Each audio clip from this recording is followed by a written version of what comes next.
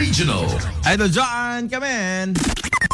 Nakiya pagpaset, dagiti sa gasot talupulog at opat ang masiko, iti Region 1, kas panang celebrity National Buntis Day sa Zepuka Center, iti Tubaw La Union, itay na Pan-Alawas.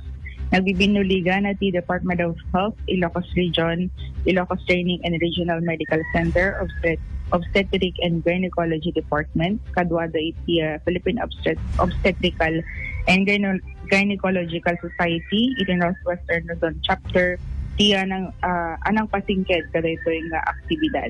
Naipayan dagiti masiko, giti libre a health services, pakairamanan dito yati panakaadalda, may nagiti salon at panagatagibi, ganiti natalged panagana.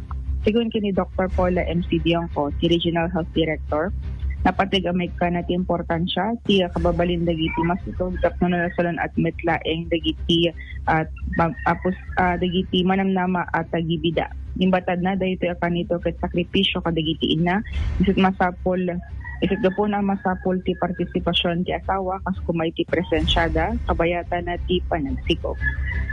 Kadwa iti 99.5 asing lawag, Idol John, Nagit Team, Tatak.